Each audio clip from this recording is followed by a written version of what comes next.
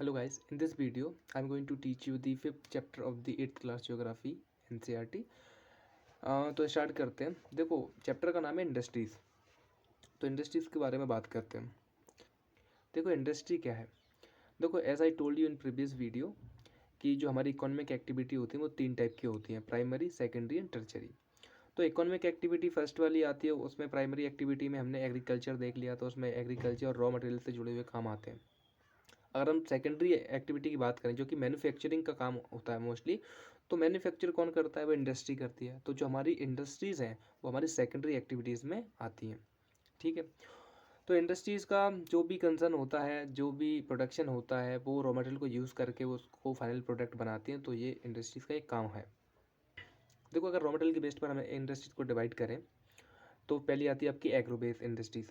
Agro based industries वो industries होती हैं जिनमें एग्रीकल्चर के प्रोडक्ट का यूज़ किया जाता है, लाइक क्रॉप हो गई उनका यूज़ कर लिया, प्लांट हो गए, एनिमल्स हो गए उनका यूज़ कर लिया। ठीक है। तो एग्रीकल्चर से रिलेटेड जो भी चीज़ें हैं या उनका प्रोडक्शन है उसी का यूज़ इसमें एग्रो बेस्ड इंडस्ट्रीज़ में किया जाता है। अगर हम बात करें अगली तो मिनरल बेस्ड इंडस्ट्री आती है। तो मिनरल बेस्ड इंडस्ट्रीज़ वो इंडस्ट्रीज़ होती हैं जिनमें मिनरल्स का यूज़ किया जाता है। अगर आयरन ओर है तो उसको फाइनल प्रोडक्ट में और कुछ उससे बनाना, उसके नए नए प्रोडक्ट बनाना, जो भी रिक्वायर्ड है अदर कंपनीज़ के लिए वो बनाना। तो जो मिनरल्स का यूज़ किया जाता है उसे मिनरल बेस्ड इंडस्ट्रीज़ कहते हैं। अगर मरीन बेस्ड इंडस्ट्री देखें तो मरीन बेस्ड इंडस्ट्रीज़ वो इंडस्ट्रीज़ होती हैं जिनमें मरीन एनिमल और जो एनिमल प्लांट्स होते हैं उसी का यूज़ किया जाता है।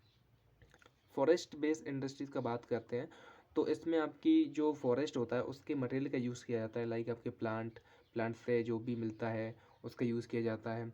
उस फर्नीचर बनाने के लिए यूज़ किया जाता है, बिल्डिंग बनाने के लिए यूज़ किया जाता है, पेपर बनाने के लिए यूज़ किया जाता है। तो ये फॉरेस्ट बेस्ड इंडस्ट्रीज़ हो जाती है। अगर हम साइज के बेस पे बात करें तो साइज के बेस पर पहली आपकी आती है स्मॉल स्केल इंडस्ट्रीज़। तो स्मॉल स्केल इंडस्ट्रीज़ क्या होती है? देखो स्मॉल स्केल इंडस्ट्रीज़ वो होती हैं जिनमें ज़्यादा कैपिटल का इन्वेस्टमेंट नहीं होता है या एडवांस टेक्नोलॉजी का यूज़ नहीं होता है। फॉर एग्जांपल आपकी कॉटेज और हाउस होल्ड इंडस्ट्री देख लीजिए। घर में जो वीविंग की जाती है, पोट्री या हैंडीक्राफ्ट बनाते हैं, तो वो क्या है? वो एक स्मॉल स्केल इंडस्ट्रीज़ है। बहुत स्मॉल स्केल पर काम हो रहा है, उसमें कोई हाई टेक्नोलॉजी या ज़्यादा कैपिटल इन्वेस्टमेंट नहीं होता है। उसमें जो काम है वो लेस टेक्नोलॉजी और मैनुअल लेबर से ज़्यादा होता है, लाइक हैंडीक्राफ्ट हो गया आपका। ये सब आपकी स्मॉल स्केल इंडस्ट्रीज़ होती है। अगर हम देखें अगला तो लार्ज स्केल इंडस्ट्रीज वो इंडस्ट्रीज होती हैं जिनमें एडवांस टेक्नोलॉजी होती है, हाईगर कैपिटल का इन्वेस्टमेंट होता है, बहुत सुपीरियर, लाइक बहुत ज़्यादा बड़ी इंडस्ट्रीज होती हैं, बहुत ज़्यादा एरिया में लगी हुई होती हैं, बहुत ज़्यादा प्रोडक्शन करती हैं, तो वो लार्ज स्केल इंडस्ट्रीज होती हैं। फॉर एग्जांपल ऑटोमोबाइल देख लीजिए आप, हैवी मशीनरी देख लीजिए, हैवी मशीनरी जो प्रोडक्शन करती हैं, ऑटोमोबाइल इंडस्ट्री देख लीजिए आप, आयरन और इंडस्ट्री देख लीजिए। तो ये लार्ज स्केल पे प्रोडक्शन करती है, उनमें बहुत ज़्यादा कैपिटल का भी यूज़ होता है, बहुत ज़्यादा टेक्नोलॉजी यूज़ होती है, बहुत लेबर, बहुत एम्प्लॉयमेंट क्रिएट करती है, उनको हम लार्ज स्केल इंडस्ट्रीज़ कहते हैं। अगर हम ओनरशिप के बेसिस पे देखें तो सबसे पहले आपका आता है प्राइवेट सेक्टर। प्राइवेट सेक्टर में एक इंडिविजुअल या ग्रुप ऑफ पीपल, वो लोग एक प्राइवेट कंपनी को हैंडल करते हैं, लाइक एक उनकी कंपनी होती है जो कि गवर्नमेंट के अंडर काम नहीं करती है, वो खुद से उस कंपनी को क्रिएट करते हैं, उसका प्रोडक्शन करते हैं और वो अपने मन चाहा तो उन्होंने बंद कर दी और मन चाहा तो उन्होंने खोल ली, तो वो उनका प्राइवेट बिजनेस है। तो हम उनको प्राइवेट सेक्टर इंडस्ट्रीज कहते हैं, लाइक भारत हेवी इलेक्ट्रिकल हो गया, इंडियन ऑयल कॉर्पोरेशन हो गया, तो ये आपकी प्राइवेट सेक्टर इंडस्ट्रीज है। हम बात करें पब्लिक सेक्टर इंडस्ट्रीज़ की, तो जो वो इंडस्ट्रीज़ होती हैं जिनको ओन गवर्नमेंट करती है और ऑपरेट भी गवर्नमेंट ही करती है। For example Hindustan aeronautic limited and steel authority of India limited, ठीक है, और रिलायंस हो गया, सॉरी BSNL हो गया। तो इनको जो गवर्न करती है और जो इनको ऑपरेट करती है वो है आपकी गवर्नमेंट। ठीक है, इनको पब्लिक सेक्टर इंडस्ट्रीज बोला जाता है। अगर हम अगला देखें तो जॉइंट सेक्टर इंडस्ट्रीज क्या होती है? देखो जॉइंट सेक्टर इंडस्ट्रीज में वो इंडस्ट्री होती है जिनमें दो सेक्टर जॉइंट होते हैं, लाइक अगर एक इंडिविजुअल है और अगर आपकी गवर्नमेंट है, अगर मिलकर काम कर रही है तो उसको जॉइंट सेक्टर इंडस्ट्रीज बोलेंगे।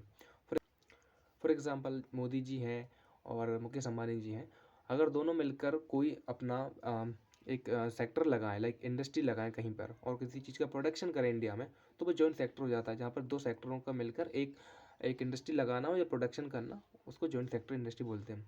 फॉर एग्जांपल मारुति उद्योग लिमिटेड। फॉर एग्जांपल आप अमूल दूध ले लीजिए। वहाँ पर क्या होता है, सारे किसान मिलकर एक दूध को इकट्ठा करके और ट्रांसपोर्ट कर देते हैं, तो वो इंडस्ट्रीज में जाता है। तो वहाँ पर जो प्रोड्यूसर है वो इसको प्रोड्यूस करता है और जो सप्लायर हैं वो भी उनमें कहीं ना कहीं इन्वॉल्व होते हैं। तो इनको मिलकर कौन कौन चलाते हैं, सप्लायर भी चलाते हैं और प्रोड्यूसर भी। दोनों का जो काम होता है वो कोऑपरेटिव तरीके से होता है, बहुत कोऑपरेट करके सोसाइटी इन इंडस्ट्रीज़ को चलाती है। अमूल इसका सबसे अच्छा एग्जाम्पल है। और एक एग्जाम्पल है आनंद मलिक यूनियन लिमिटेड। ठीक है, अगर हम अगली बात करें तो फैक्टर कौन कौन से होते हैं जो इंडस्ट्रीज़ की लोकेशन को इफेक्ट करते हैं। लाइक इंडस्ट्री लगाने से पहले आपको जानना होता है कि कौन कौन सी जगह इसके लिए सूटेबल है, क्या जहाँ से एक्सपोर्ट इम्पोर्ट अच्छे से हो पाएगा, क्या जहाँ पर रॉ मटेरियल या फिर लेबर मिल पाएगी। तो देखो, पहला आता है आपका अवेलेबिलिटी ऑफ रॉ मटेरियल। अगर आपकी फैक्ट्री रॉ मटेरियल के पास में है तो उससे बहुत सारा मुनाफा फैक्ट्री को ही होता है। सेकंड देखते हैं लैंड। देखो वहाँ की टोपोग्राफी कैसी है वो ज़रूरी है। अगर लैंड कहीं टोपोग्राफी है उसकी इरेगुलर है। देखो एक आता है आपका वाटर।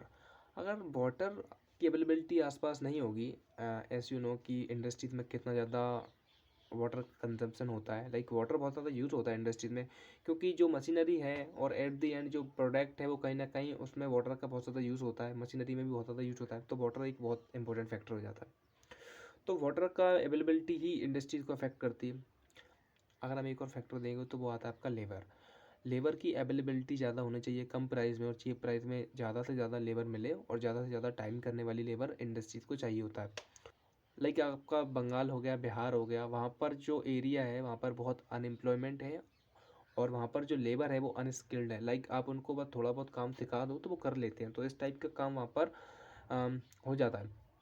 तो जो इंडस्ट्रीज़ हैं उनको ऐसी लेबर की ज़रूरत होती है जो अनस्किल्ड भी हों, और भले स्किल्ड हो या अनस्किल्ड हो उससे मैटर नहीं पड़ता, मगर लेबर जल्दी मिल जाए, जहाँ पर अनएम्प्लॉयमेंट ज़्यादा हो, जहाँ पर लोग काम करने के लिए जॉब ढूंढ रहे हैं।